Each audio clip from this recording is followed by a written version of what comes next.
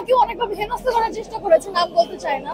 না আলহামদুলিল্লাহ, আমি যাদের সাথে কাজ করেছি তারা খুবই হাম্বেল, খুবই হেল্পফুল, খুবই ভালো। আমি যাদের সাথে কাজ করছি তারা খুবই ভালো। না আলহামদুলিল্লাহ, আমি আসলে এগুলি ফেস করিনি কোনোদিন, আমাকে কেউ কোনোদিন এগুলো বলেনি। কিন্তু ভালো খারাপ তো আসলে সব জায়গাতেই আছে, এটা মিডিয়াতেও আছে, তারপর আপনারা যদি অন্য কোনো কাজের সেকশন দেখেন সেখানেও আছে, কিন্তু মিডিয়ার ব্যাপারগুলো মানুষ হাইলাইট করে অনেক বেশি। আনকমন কাজ বলতে আমরা একটা ওয়েব সিরিজের কাজ করব খুব শীঘ্রই, লিভ টুগেদার। ওইটা নিয়ে আমি খুবই এক্সাইটেড এবং আমাদের টিমের সবাই খুবই এক্সাইটেড, সবাই কাজ করছে। আমরা নিজেদেরকে সেই কাজটি করার জন্য তৈরি করার পর আমরা ইনশাল্লাহ শুটিং এ যাব। এটা তারপর আমাদের কিছু 1 ঘন্টার নাটক আসতেছে, আমরা চাঁদপুরে শুটিং এ যাব। এই তো। আপনি অভিনয় জগতে আসলে কত বছর ধরে? আমি প্রায় 4.5 বছর ধরে অভিনয় করছি।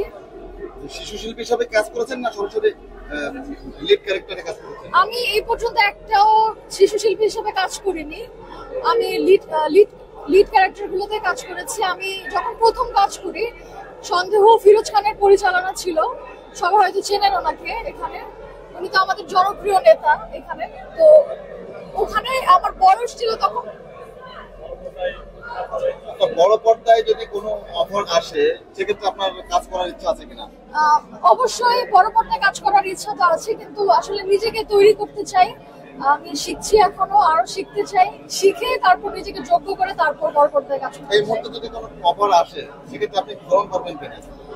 সেটা ডিপেন্ড করে আসলে। যদি গল্প ভালো হয়, ডিরেক্টর ভালো হয়, কো-আর্টিস্ট যদি ভালো হয়, তাহলে ডেফিনেটলি কাজ করব। এরকম কোনো অফার এসেছে কিনা আপনার? হ্যাঁ এসেছে, কিন্তু আমার আসলে স্ক্রিপ্ট পছন্দ হয়নি, তাহলে ডিরেক্টর পছন্দ হয়নি, সেজন্য কাজ আসলে করা হয়নি।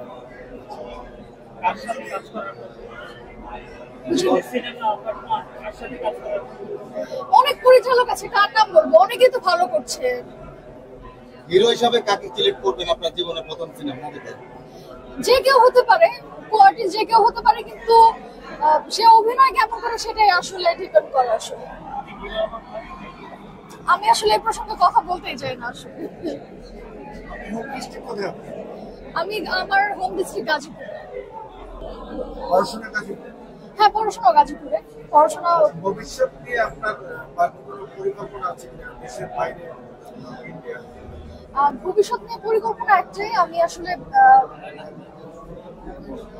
আসলে আইন পেশায় করতে চাই যদি পড়াশোনার দিক থেকে বলি। আর এমনিতে তো অভিনয় করতে চাই, এটা আমার শখের জায়গা, ভালোবাসার জায়গা। এই তো। এটা আমার পছন্দ। আসলে আইন পেশা হয়ে একজন অভিনয় শিল্পী হচ্ছেন, আসলে কেমন কি দেখি বিষয়টা একটু বলেন আমাদের। যদি হতে পারি ভালো, খুবই ভালো। এটা আমার ছোটবেলা থেকে ইচ্ছা যে আমি ব্যারিস্টার হব। এখন বাকিটা আসলে দেখা যাবে। একদমই না, একদমই না। এখনো তো আমি পড়াশোনা করছি, অভিনয় করছি, দুটো আসলে ব্যালেন্স করে করতে পারলে আসলে পেশা তো দুই দিকে, তাই না? সেক্ষেত্রে আপনি কিভাবে এটা মেইনটেইন করবেন আর কি? আমি আসলে কাজ আসলে সব কাজ তো করবার কিছু নেই। ভালো কাজ হলে, যদি কোয়ালিটিফুল কাজ হয়, সেগুলো করবো। এবং আমার প্রফেশন দুটোই আমার প্রফেশন হবে। আমার অ্যাক্টিংটা তো আমার ভালোবাসার জায়গা, সেটা আমার প্রফেশন। দুটোকে আমার নিজেরই ব্যালেন্স করে চলতে হবে আসলে। না, আমার এখন পর্যন্ত ঈদের সিনেমা দেখা হয়নি, আসলে সময় করে উঠতে পারিনি। হ্যাঁ দেখার ইচ্ছা আছে, অবশ্যই। দাগি দেখার ইচ্ছা আছে, বরবাদ দেখার ইচ্ছা আছে। প্রতারিত হয় আসলে, ভালো খারাপ সব জায়গায় আছে। আমাদের মিডিয়াতে যাতে সেই জিনিসগুলো না হয় সেটাই আসলে আশা করি। এখন তো অনেক ধরনের ইউটিউব কন্টেন্ট শুরু হয়ে গেছে, বাট আমার কাছে মনে হয় না যে আমাদের যারা নাটকের মানুষ, যারা তালিকাভুক্ত শিল্পী বা টেলিভিশনের সাথে নাটক যায়, ওদের ওখান থেকে এরকম প্রতারিত হয়, সেরকম আসলে হয় না। এখন তো অনেক প্ল্যাটফর্ম চলে এসে, ধরুন ফেসবুকে মানুষ কন্টেন্ট ছাড়ছে, ইউটিউবে ছাড়ছে, এগুলো আসলে ক্লাসই আসলে কাজ হচ্ছে না আসলে। আমি এখন দুটো সিরিয়াল করছি, গাজী টিভিতে যাচ্ছে একটা মামুর বাড়ি, এরপর আমরা একটা ওয়েব সিরিজ নিয়ে ব্যস্ত আছি, ওটার কাজ শুরু হবে অচিরেই, লিভ টুগেদার। তারপর আরো 11টা কাজ নিয়ে আমরা চাঁদপুর যাবো ইনশাল্লাহ কিছুদিন পর। এই তো, যারা তালিকাভুক্ত শিল্পী বা যারা কোয়ালিটিফুল কাজ করে তাদের জন্য তো এটা আসলে ক্ষতিগ্রস্ত হচ্ছে। যাদের মধ্যে কোয়ালিটি নাই, শিল্পের কোনো চর্চা নাই, তারা এসে দাবি করছে তারা শিল্পী, এটা আসলে ক্ষতিগ্রস্ত হচ্ছে। এগুলো আসলে বন্ধ করা উচিত, কোয়ালিটিফুল কাজ করা উচিত, এটাই আসলে। আমি আসলে এই বিষয়ে কথা বলতে চাই না। অভিনয়টা আসলে নিজের ভেতর, সে টিকটক করুক বা অন্য যা কিছুই করুক, অভিনয়টা যদি জানে, অভিনয়টা যদি নিজের মধ্যে রপ্ত করে, সে যেই প্রফেশনেই হোক না কেন, যে কাজই করুক না কেন, সেটা আসলে নিজের কাছে আসলে অভিনয় বিষয়টা। টিকটক এই ব্যাপারগুলো আমার কাছে খুবই থার্ড ক্লাস মনে হয়, আমার কাছে পার্সোনালি খুবই থার্ড ক্লাস মনে হয়। আমার ফোনে আমার মনে হয় না আমি কোনোদিন টিকটক ইনস্টল করেছি। এটা আসলে আমাদের পরিবেশ নষ্ট করতেছে, আর কিছু না। অবশ্যই ইচ্ছা আছে, ছোট পর্দায় কাজ করছি, আগে ছোট পর্দায় কাজটা করে নেই, ভালো মতো নিজের অবস্থানটাকে আগে তৈরি করি, তারপরে ইনশাল্লাহ সুযোগ হলে, ভালো গল্প হলে, স্ক্রিপ্ট ভালো হলে কাজ করবো ইনশাল্লাহ। ইন্ডাস্ট্রিতে আসলে আপনি কি নামে পরিচিত? আমি একজন অভিনয় শিল্পী, আমার নাম মাহাদিয়া কামাল ইউসা। আমার বাবা চাইতো যে আমি অভিনয় করে, আমি আগে ছোটবেলায় নাচ শিখতাম, কিন্তু আমার আসলে সেরকম ভাবে ইচ্ছা ছিল না আসলে অভিনয় করবার জন্য। আমি তখন ক্লাস 8-এ পড়তাম, তখন আমার কিছু অফার আসে, তো আমি রিজেক্ট করে দেই আর কি। এরপরে শিপু সৌদের মাধ্যমে আমার হাতে খড়ি আর কি ফিরোজ খানের কাজ দিয়ে শুরু হয়। নাটকটির নাম ছিল সন্দেহ। তো বয়সটা খুব অল্প ছিল, মাত্র 14 বছর বয়স ছিল, তখন আমি লিড কাস্ট করেছিলাম। এখন আমাদের অনেক কাজ হচ্ছে, লিভ টুগেদার একটা ওয়েব সিরিজের কথা চলছে, জুয়েল মাহমুদ ডিরেকশন দিতে সেটাতে।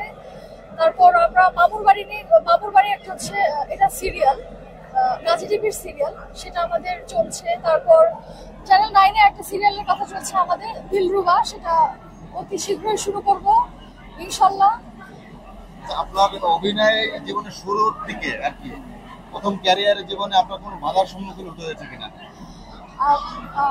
আলহামদুলিল্লাহ আমার আসলে সেরকম বাধার সম্মুখীন হতে হয় না, কিন্তু যেটা হয় আসলে, ধরেন নতুন শিল্পী থাকলে, অনেক আর্টিস্ট যারা আসে, সিনিয়র আর্টিস্ট, ওরা বিভিন্ন ভাবে আসলে বাধা দেওয়ার চেষ্টা করে বা মানে পাজল করে দেওয়ার চেষ্টা করে। আসলে আমাদের ইন্ডাস্ট্রিতে এই জিনিসটাই আসলে খুব বাজে, সেটা আমাকে ফেস করতে হয়েছে। কিন্তু আমার আসলে সেরকম কোনো ঝামেলা আসলে ফেস করতে হয়নি। কিন্তু আমার জায়গায় আসলে অন্যরা থাকলে তাকে হয়তো করতে হতো, কারণ আমার পিছনে গার্জিয়ান ছিল, অনেক কিছু ছিল। যাদের গার্জিয়ান নাই, স্ট্রং গার্জিয়ান নাই, তাদের আসলে মিডিয়াতে টিকে থাকাটা অনেক কঠিন। আপনার যদি গার্জিয়ান বা অভিভাবক যদি না থাকতো, সেক্ষেত্রে আপনার কি কি বাধার সম্মুখীন হতে হতো বলে মনে করছেন? এই যে যেমন একটা নতুন আর্টিস্ট যখন সেটে যায়, তাকে টোটালি ইগনোর করা হয়, তাকে কোনো কিছুতে পাত্তা দেওয়া হয় না, সেই জিনিসটা কিন্তু আমাকে ফেস করতে হয় নাই। যদি আমার ক্ষেত্রে সেটা হতো, তাহলে হয়তো আমাকেও সেটা ফেস করতে হতো, আর সেটা ফেস করলে আমার জন্য ভালো কিছু হতো না, আমি হয়তো কাজ করতে পারতাম না। কারণ আমাকে যদি কেউ ডিনাই করে কথা বলে, সেটা আসলে নিতে পারি না, যেটা আসলে নতুনদের ক্ষেত্রে অনেক বেশি হয়। আমার ক্ষেত্রে 2-1 বার হয়েছে, অনেক সিনিয়র আর্টিস্ট ওনারা তো আমাকে অনেকভাবে হেনস্থা করার চেষ্টা করেছে, নাম বলতে চায় না।